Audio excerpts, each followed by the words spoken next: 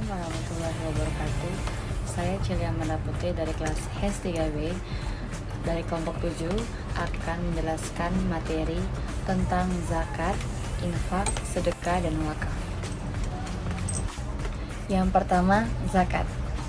Dari segi bahasa, zakat memiliki arti kata tumbuh, berkembang, subur, ataupun bertambah. Sedangkan menurut istilah, zakat diartikan sebagai pengambilan dari harta tertentu menurut sifat tertentu dan untuk diberi kepada suatu golongan tertentu. Sebagai salah satu rukun Islam, zakat merupakan sedekah yang wajib hukumnya. Jadi, zakat bukan hanya karena kedermawaan, tetapi kewajiban bagi setiap umat Muslim yang telah memenuhi persyaratan zakat. Selain menjadi ibadah wajib yang telah diatur dalam Al-Quran dan hadis seperti sholat, puasa, dan haji, zakat juga mempunyai fungsi sosial yang termasuk dalam amal sosial kemasyarakatan karena zakat akan diberikan kepada golongan yang berhak. Golongan penerima zakat ada 8. Golongan yang pertama fakir, yang kedua miskin, yang ketiga rikab atau hamba sahaya atau budak yang telah dijanjikan tuannya, yang keempat garim atau yang berhutang, yang kelima mualaf atau yang baru masuk Islam, yang keenam ibnu sabil atau yang sedang melakukan perjalanan, yang ketujuh fisabilillah atau yang berjuang jalan Allah menegakkan Islam. Yang terakhir, ke-8, amil atau pengurus zakat. Yang kedua, infak, berasal dari bahasa Arab anfaqa yanfiqu, yang berarti membelanjakan harta atau mengeluarkan. Jika diartikan dengan istilah, maka infak memiliki makna mengisikan sebagian harta atau pendapatan atau penghasilan dengan tujuan demi kepentingan yang diajarkan oleh Islam. Ketika berinfak, sebaiknya menggunakan harta yang baik, karena infak itu sendiri merupakan seruan kebaikan. Seperti pada firman Allah Subhanahu wa taala, "Hai orang-orang yang beriman, nafkahkanlah di jalan Allah sebagian dari hasil usahamu yang baik-baik dan sebagian dari apa yang kamu keluarkan dari bumi untuk kamu.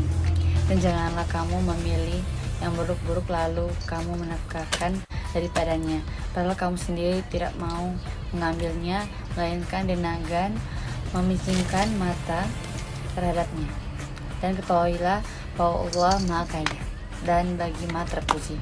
Al-Quran Surah Al-Baqarah ayat 267. Berbeda dengan zakat, infak tidak diberi batasan tertentu dalam jumlahnya atau harus diberikan ke golongan tertentu. Secara hukum pun, infak hukumnya adalah sunnah, berbeda dengan zakat yang berhukumnya wajib.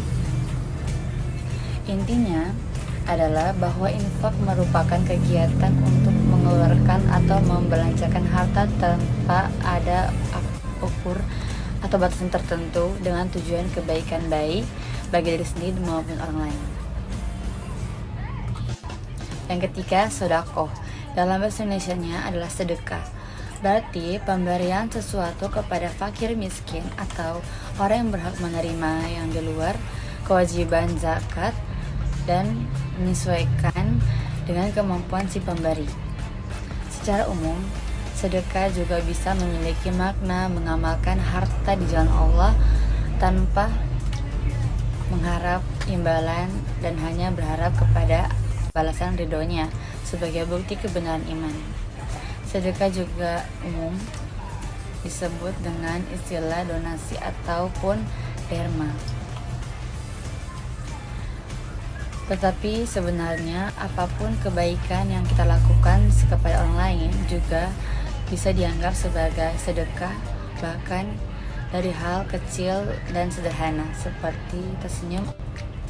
Yang keempat, wakaf. Secara sederhana, wakaf bisa dikatakan sebagai sedekah yang bentuknya aset seperti tanah, rumah, bangunan produktif seperti rumah sakit, sekolah, masjid, dan lainnya. Wakaf termasuk amal jariah karena sedekahnya untuk kepentingan umat. Harta yang diwakafkan nilainya tidak boleh kurang, serta tidak boleh diwariskan maupun dijual.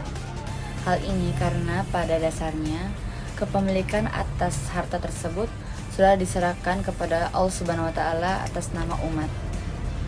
Dalam berwakaf, perlu Anda ketahui bahwa wakaf merupakan salah satu ibadah yang amalannya istimewa karena wakaf termasuk amal jariah, sehingga pahalanya akan terus mengalir meskipun yang mewakafkan sudah meninggal.